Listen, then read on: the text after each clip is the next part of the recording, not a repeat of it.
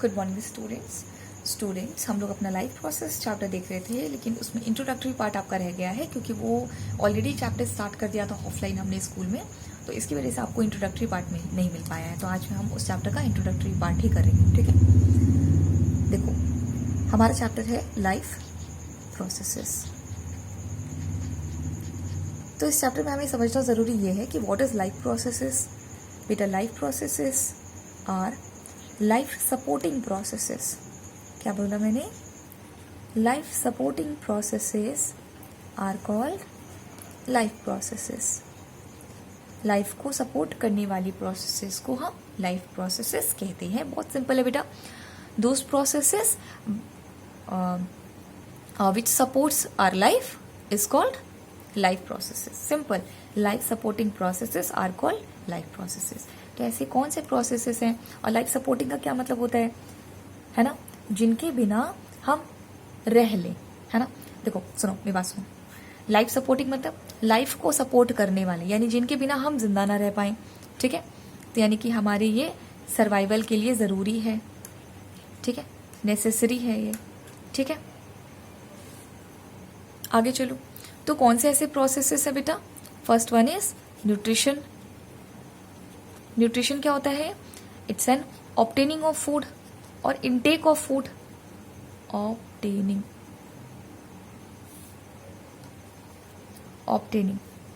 Obtaining of food plus it's utilization. यहाँ plus में and लिखेंगे आप लोग, है ना, या नोट्स में मैं सब आपको दूंगी, तो इस वजह से आप बस सुनते जाइए।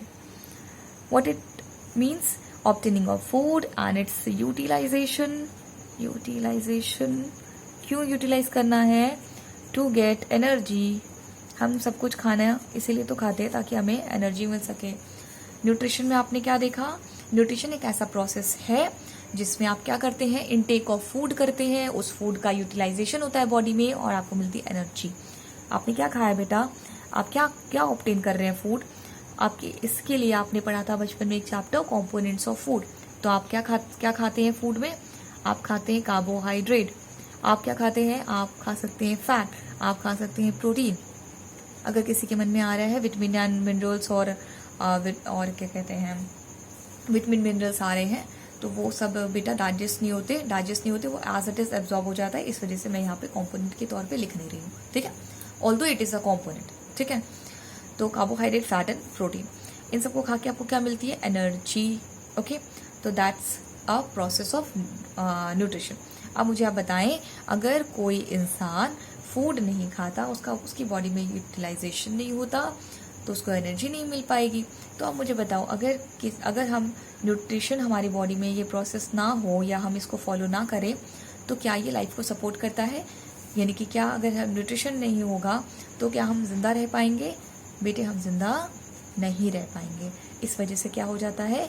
Nutrition will become a necessary life supporting process, ठीक है। अब हम लोग अपना नेक्स्ट प्रोसेस देखते हैं। Next process is respiration.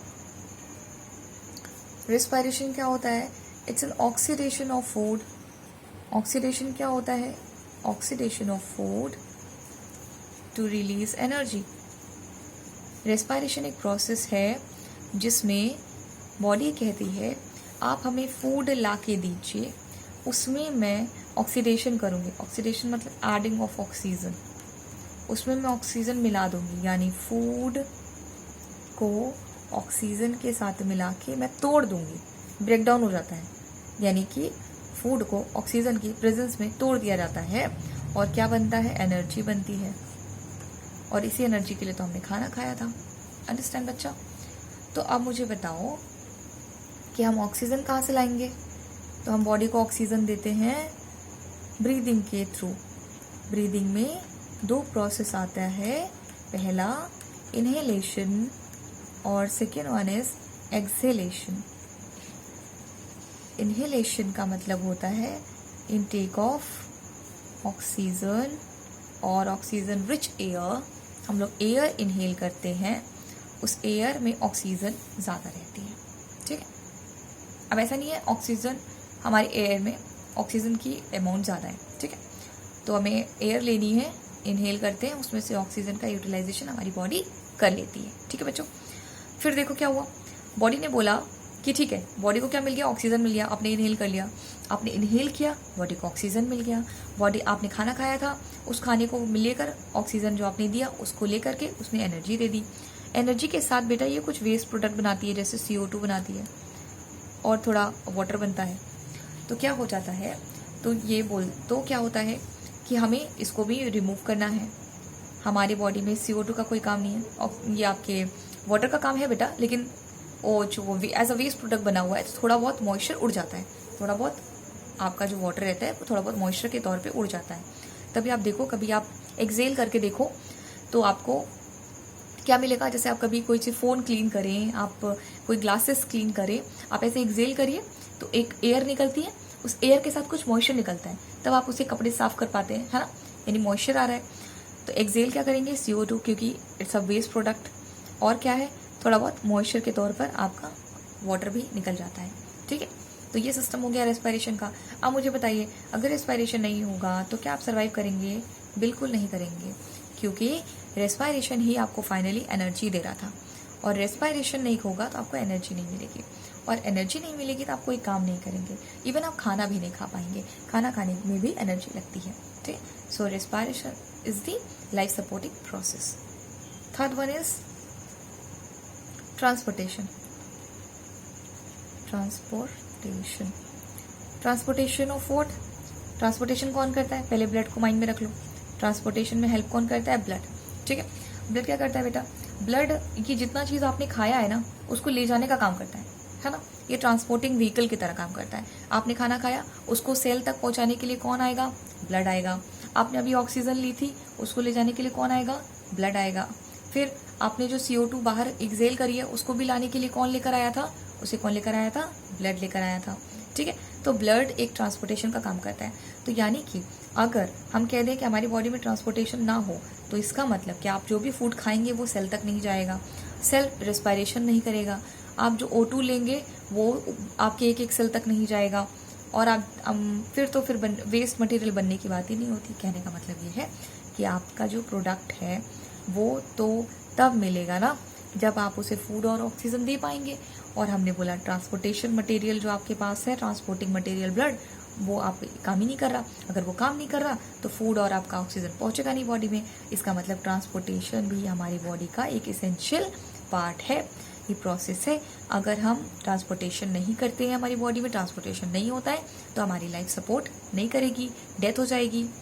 Fourth one is excretion बेटा। एक्सक्रीशन क्या होता है? इट्स अ रिमूवल ऑफ, थोड़ा सा ध्यान दो, it's a removal of nitrogenous waste. Nitrogenous waste, nitrogenous क्या होता है? कोई भी ऐसा कंपाउंड जिसमें नाइट्रोजन प्रेजेंट हो। ठीक, वेस्ट क्या है? कोई भी बॉडी में ऐसी चीजें जो कि हमारे बॉडी के लिए यूजफुल नहीं है, वो सब वेस्ट है। जो भी आपके काम का नहीं होता वो सब वेस्ट होता है। तो बॉडी में बेटा हमेशा रिएक्शंस होती रहती है, अंदर बॉडी में रिएक्शंस होती रहती है। ठीक है, धीरे धीरे करके पढ़ेंगे हम लोग। अभी जब हम एक्सक्रीशन पर आएंगे तो हम लोग रिएक्शंस देखेंगे।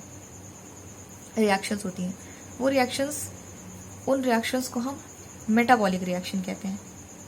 मेटाबॉलिक रिएक्शन बस नाम है तो reaction. Metabolic reaction could be of two type. वो एनाबॉलिक हो सकती है, वो कैटाबॉलिक हो सकती है। देखो ध्यान से, कैटाबॉलिक का मतलब होता है कि एक बहुत बड़ा कोई कंपाउंड हो, उसको टुकड़े टुकड़े में तोड़ देना, इसको कैटाबॉलिक रिएक्शन। ठीक है, जैसे अभी तक आपने यहाँ पे रेस्पिरेशन वाले में देखा था, फूड था आपके पास, ऑक्सीजन की प्रेजेंस में आपने उसे तोड़ दिया। ठीक है, तो वो क्या बन गया? वो एक कैटाबॉलिक प्रोसेस है। एनाबॉलिक प्रोसेस समझिए, छोटी छोटी चीज़ों को मिला करके, स्मॉलर कंपोनेंट्स को मिला करके बिगर कंपोनेंट बनाना। ठीक है, एक लार्ज कंपोनेंट बनाना। ये आप फोटोसिंथेसिस में देख पाते हैं। फोटोसिंथेसिस में आपने देखा होगा, फोटोसिंथेसिस में आप देख पाते हैं। मैं सिर्फ एक रिएक्शन का आपको तरीका बता रही हूँ। ठीक है, एग्जाम्पल तौर पे बता रही हूँ कि कहाँ पे आप इसको कोरिलेट कर सकते हैं। आपने देखा होगा कि आपको CO2 प्लस वाटर की प्रेजेंस में, वाटर ये दोनों कंपाउंड चाहिए, और क्या बन जाता है? ग्लूकोज बन जाता है, प्लांट बनाता है। और किसकी जरूरत पड़ती है? सनलाइट की जरूरत पड़ती है और क्लोरोफिल की जरूरत पड़ती है। और क्या बनाया, ग्लूकोज बनाया। ग्लूकोज एक बड़ा कंपाउंड है, तो यानी दो चीज को जोड़ करके उसने क्या बनाया, ग्लूकोज बनाया। तो आप देख पा रहे हैं, इसे हम कहते हैं एनाबॉलिक रिएक्शन। ऐसी रिएक्शन जिसमें दो चीजों को जोड़ करके बड़ी चीज बनाती है वो एनाबॉलिक रिएक्शन होती है। और कैटाबॉलिक रिएक्शन का मतलब होता है कट कट कट कट करना है ना। इट मीन्स एक बड़ा कंपाउंड रहेगा, उसको हम तोड़ेंगे, ठीक है, हमें ब्रेक ऑफ करना है। तो ऐसी रिएक्शन को हम कैटाबॉलिक रिएक्शन कहते हैं। तो यानी हमारी बॉडी में हमेशा मेटाबॉलिक रिएक्शन होती रहती हैं, यानी कैटाबॉलिक या एनाबॉलिक, कैटाबॉलिक या एनाबॉलिक कुछ ना कुछ रिएक्शन होती रहती हैं।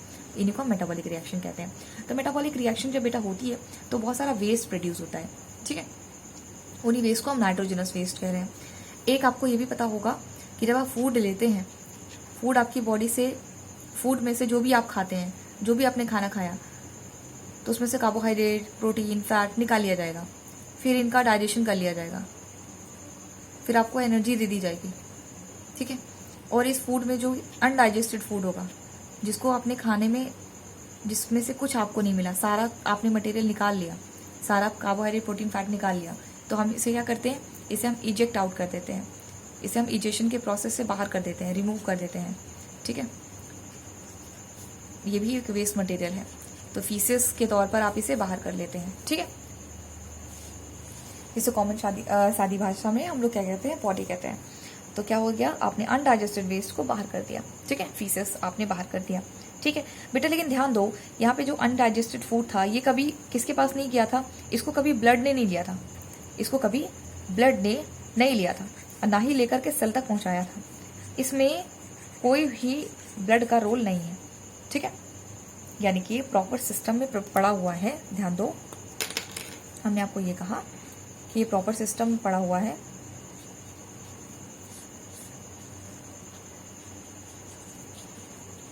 ऐसे ही था, ये आपका सिस्टम है। आपने जो भी कुछ खाया था स्टमक में आया था, और वो डाइजेस्ट होने के बाद स्मॉल इंटेस्टाइन वगैरह सब जगह गया, और फिर जो वेस्ट मटेरियल निकला वो आपके एनएस के थ्रू बाहर कर दिया गया, ठीक है। थ्रू एनएस उसे बाहर कर दिया जाता है, ठीक है, रिमूव कर दिया जाता है।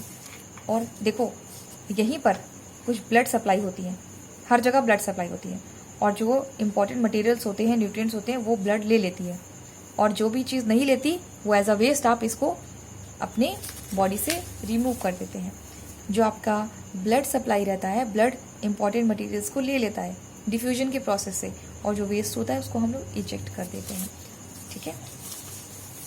तो नाइट्रोजनस वेस्ट हमारे पास क्या होता है बेटा, मैं आपको डिफरेंस कराना चाह रही हूँ कि फीसेस से मत रिलेट कर दीजिएगा। एक्सक्रीशन में नाइट्रोजनस वेस्ट होता है, क्या क्या होता है, जैसे यूरिया, यूरिक एसिड बनता है हमारी बॉडी में, ठीक है। यूरिया, यूरिक एसिड हमारी बॉडी में बनता है as the by product of metabolic reaction. धीरे धीरे सब समझेंगे, चैप्टर नहीं पढ़ा दिया मैंने बेटा। इन अ नटशेल मैंने आपको बताया कि कैसे कैसे, अभी तो हम लाइफ प्रोसेस की डेफिनेशन ही देख रहे हैं, ठीक है। तो हमारी बॉडी में क्या बनता है, यूरिया और यूरिक एसिड बनता है। यूरिया और यूरिक एसिड हमारी बॉडी में बनता है, और ये हार्मफुल है, और हार्मफुल है क्योंकि वेस्ट है ये, तो इसको हमें रिलीज करना होता है। तो इसको रिलीज करने के लिए हमें चाहिए होता है, देखो बेटा, ये इसको रिलीज करने के लिए हेल्पफुल है कौन, किडनी। तो किडनी कहती है ठीक है ये वेस्ट है, हम इसको निकाल देंगे, लेकिन इस कंपाउंड को निकाले कैसे। तो क्या करती है, वो हमारी बॉडी में से ही थोड़ा सा वाटर लेकर के उसको पानी में घोल देती है, और यूरिन के तौर पे हम इसे बाहर कर देते हैं। यूरिन के साथ ये यूरिक एसिड और यूरिया बाहर हो जाता है, ठीक है। अगर कभी ऐसा हो जाए कि यूरिक एसिड बॉडी से बाहर ना जाए, यानी ज़्यादा प्रोड्यूस हो रहा है और आपकी किडनी काम नहीं कर रही, या प्रोड्यूस हो रहा है और किडनी काम नहीं कर रही, किडनी काम नहीं करेगी, यूरिक एसिड का लेवल अपनी बॉडी में हाई हो जाएगा। अपनी बॉडी में अगर हाई हो जाएगा तो ये डिपॉजिट कर जाएगा बेटा जॉइंट्स में, डिपॉजिट कर जाएगा जॉइंट्स में, और वहाँ पे सूजन हो जाएगी, जिसे हम इन्फ्लेमेशन कहते हैं, ठीक है।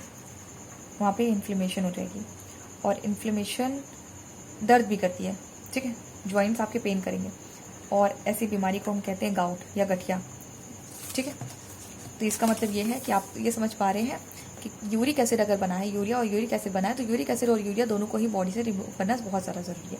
जैसे कि मैंने आपको एग्जांपल के तौर पे बताया कि अगर यूरिक एसिड को आप रिमूव नहीं करते तो बॉडी में उसकी कॉन्सेंट्रेशन हाई हो जाती है, ठीक है, और वो क्या करता है, वो जॉइंट्स में जाके इकट्ठा हो जाता है, और इकट्ठा होने को हम इन्फ्लेमेशन, फिर वहाँ पे जाके सूजन कर देता है, उसको इन्फ्लेमेशन कहते हैं, और यही डिजीज़ क्या कहलाती है, गाउट कहलाती है।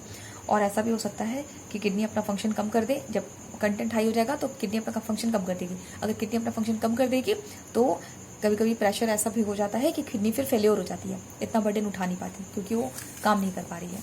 ओके बच्चों, तो ये आपका क्या हो गया, तो इससे आपको ये समझ में आता है कि आपका जो एक्सक्रीशन प्रोसेस है ये भी एक लाइफ सपोर्टिंग प्रोसेस है। ठीक है बेटा। इसके बाद नेक्स्ट एक और टॉपिक पे आते हैं जो कि है रिप्रोडक्शन।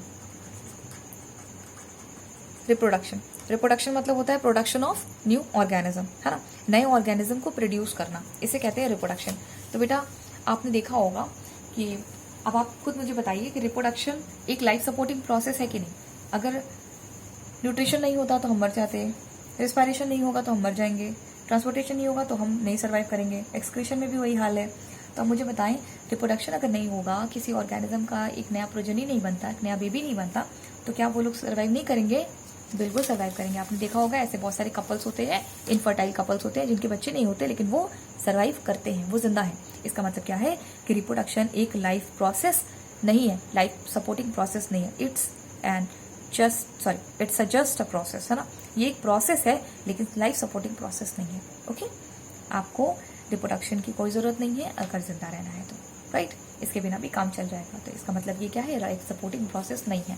आपके लिए अगर एग्जाम में कभी क्वेश्चन आता है whether reproduction is a life supporting process और not, you have to tell them कि ये लाइफ सपोर्टिंग प्रोसेस नहीं है क्योंकि इसके बिना भी हम सर्वाइव कर सकते हैं। Very simple. ओके बेटा, ये था इंट्रोडक्टरी लेक्चर। तो इसके बाद जो है अब आपको इसमें वीडियो नंबर 3 ही डालूंगी, ठीक है, 2 मैं आपको दे चुकी हूँ तो इसे 3rd ही रखेंगे। लेकिन ये है कि आप एक समझ जाइए ये इंट्रोडक्टरी पार्ट है और इसके बाद 1 और 2 वीडियो। ठीक है बेटा। Okay, thank you so much class. अच्छे से पढ़िएगा, जो होमवर्क दिया है उसे टाइम टू टाइम करिए और जल्दी मैं आपको फिर नोट्स वगैरह दूंगी और फिर आपकी कॉपी हम सबमिट करवाएंगे। ठीक है, क्या ये सब बात की बातें हैं, सारी इन्फॉर्मेशन आपको दी जाएगी। Okay, thank you so much class.